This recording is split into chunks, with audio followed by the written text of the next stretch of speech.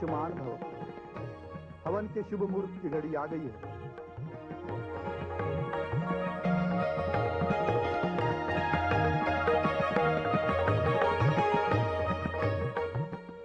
प्रणाम पिताश्री। आयुष्मान भव। आइए।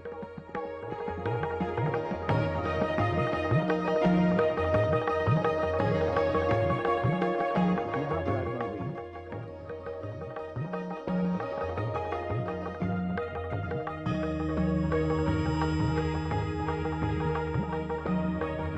आइए लक्ष्मीपति, आइए।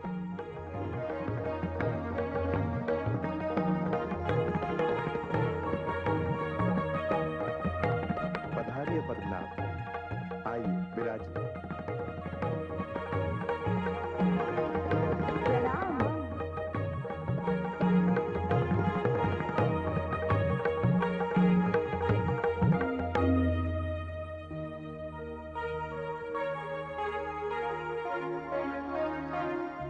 मेरा निमंत्रण स्वीकार करके आप सब यहाँ पधारे, मैं आपको धन्यवाद देता हूँ। कृपया हवन आरंभ कीजिए। तक्ष, पुत्र, क्या सभी अतिथिगण पधार चुके हैं? हाँ पिताश्री, जिन जिन को निमंत्रण भेजे गए थे वे सभी आ गए। पिताश्री,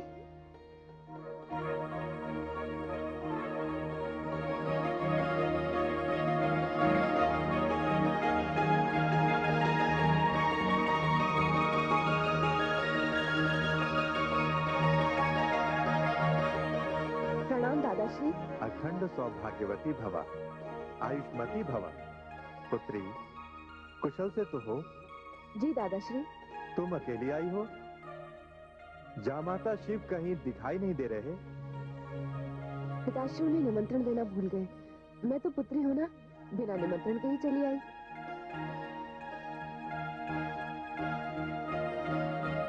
क्या?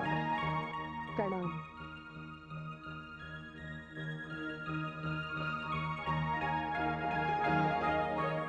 पिताश्री, मुझे बचपन से आज तक स्मरण नहीं कि आपकी वर्षगांठ की बधाई सर्वप्रथम मैंने न दी हो। विवाह के पश्चात ये अवसर फिर आया और मैं उस परंपरा का निर्वाह करने यहाँ आ गई। आपको षष्ठी पूर्ति की बधाई हो पिताश्री। पिताश्री, मैं ये मानती हूँ कि आप अपने जामाता, मेरे पति देवाधिदेव महादेव भगवान शिव को निमंत्रण पत्रिका भेजना भूल गए। ये सत्य है ना पिताश्री? यज्ञ स्थल पर इस सभा मंडप के बीच यदि मैं तुम्हारे इस प्रश्न का उत्तर दूं, तो तुम्हारे हृदय को पीड़ा पहुंचेगी। और कोई भी पिता अपनी पुत्री का हृदय नहीं दुखा सकता। चलिए, ना दीजिए मेरे प्रश्न का उत्तर, किंतु मुझे वो स्थान तो बता दीजिए जो आपने अपने जामाता और अपनी पुत्री के लिए निश्चित कर रखा है। स्थान? कैसा स्थान? स्थान तो उन लोगों को दिया जाता है जो स्थान के योग्य होते हैं। पिताश्री, आपने उन्हें अपनी कन्या दी है। यदि आप उन्हें अपनी कन्या ना भी देते, तब भी उनका स्थान सदैव ही ऊंचा होता, ऊंचा है और ऊंचा रहेगा। और मेरे इस तर्क का विरोध इस सभा में उपस्थित ना तो मेरे पितामह आदि प्रजापति श्री ब्रह्मा जी कर सकते हैं और ना ही सृष्टि के पालन करता त्रिलोकीनाथ श्री भगवान विष्णु। ये समारोह मेरा है। इस यज्ञ का आयोजन मैंने किया है। ये मुझ पर निर्भर करता है मैं यहाँ किसे बुलाऊं और किसे ना बुलाऊं। चारों ओर अपनी दृष्टि घुमाकर देख लो। तुम्हें यहाँ केवल देवी देवता ऋषि मुनि यक्ष और गंधर्व दिखाई देंगे। सत्य है? पिताश्री, आपने ये कहा कि ये यज्ञ आपका है। ये आपकी इच्छा के ऊपर निर्भर करता है कि आप किसे बुलाएं और किसे ना बुलाएं। किंतु आप भूल गए पिताश्री कि आपने देवाधिदेव भगवान श्री शिव के हाथों कन्यादान किया है और कन्यादान करते समय आपने जीवन भर इस संबंध की मर्यादा का पालन करने का वचन दिया है। और वचन दिया भी है। आप इसे अस्वीकार नहीं कर सकते पिताश्री। रहे संसार के श्रेष्ठ व्यक्ति, तो मैं इन सबसे एक स्वर में पूछती हूँ कि मेरे देवाधिदेव भगवान शिव इन्हीं के समान श्रेष्ठ हैं या नहीं?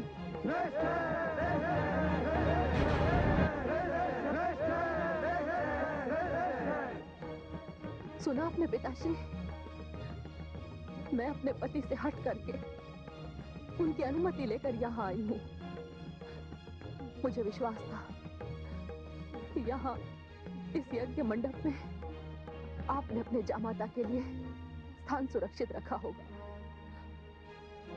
किंतु आप पिता की मर्यादा भूल गए, ससुर की मर्यादा भूल गए,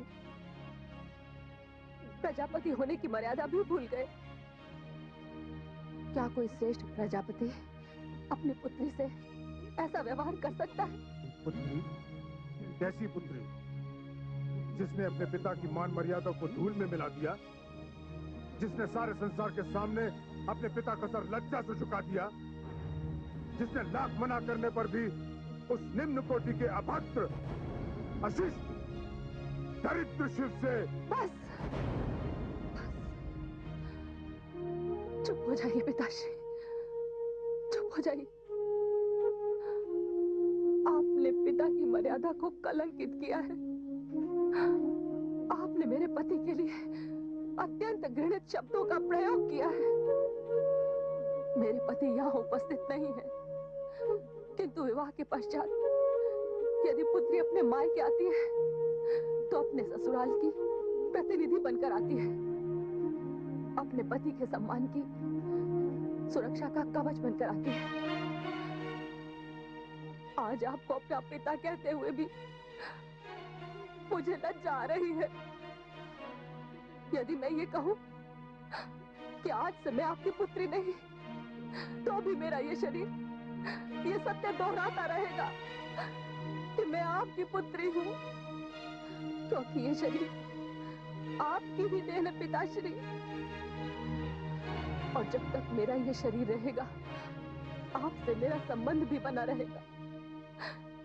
इसलिए आज से पिता पुत्री के संबंधों का विच्छेद करते हुए आज मैं अपना ये शरीर, अपनी ये देह समाप्त करने जा रही हूँ। नहीं पुत्री, नहीं,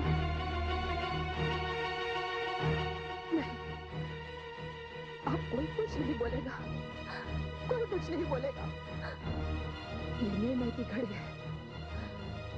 आज संसार इस बात का साक्षी है कि शिव की पत्नी, शिव की अर्धांगिनी सती अपने पति के सम्मान की रक्षा के लिए आत्मदाह कर रही है।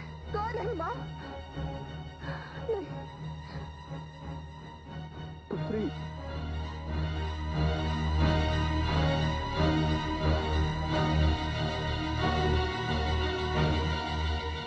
हे अग्नि, मुझे नहीं चाहिए वो देह जिसे दक्ष की पुत्री के रूप में जाना जाता है।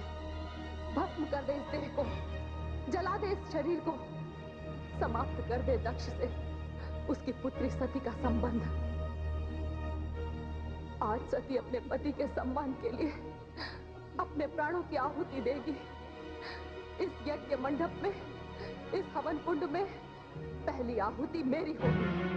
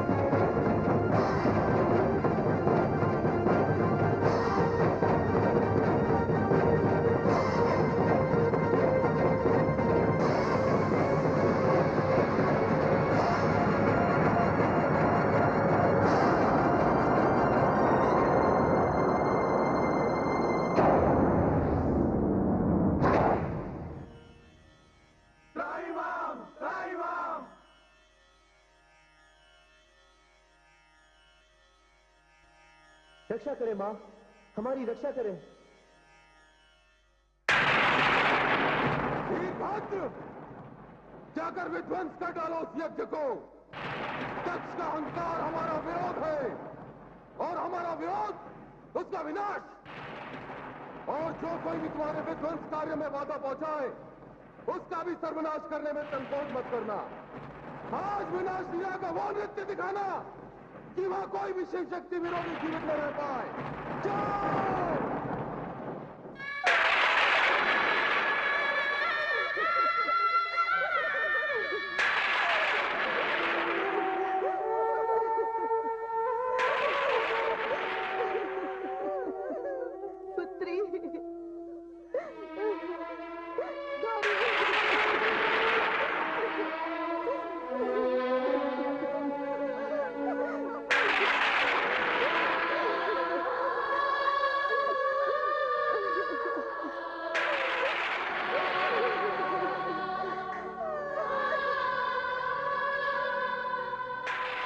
पूज्य पिताश्री, आज जो घटना यहाँ घटी है, जो अनर्थ यहाँ हुआ है, वो धर्म के विरुद्ध हुआ है, इसलिए मुझे क्षमा करें। मैं धर्मदेव आपकी पुत्री तथा अपनी पत्नी को लेकर तुरंत यहाँ से जा रहा हूं। चलिए।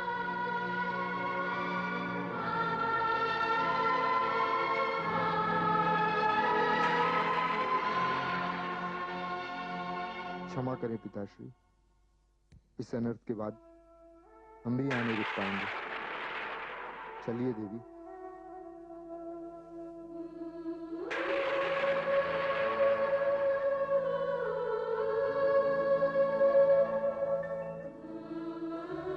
प्रजापति दक्ष,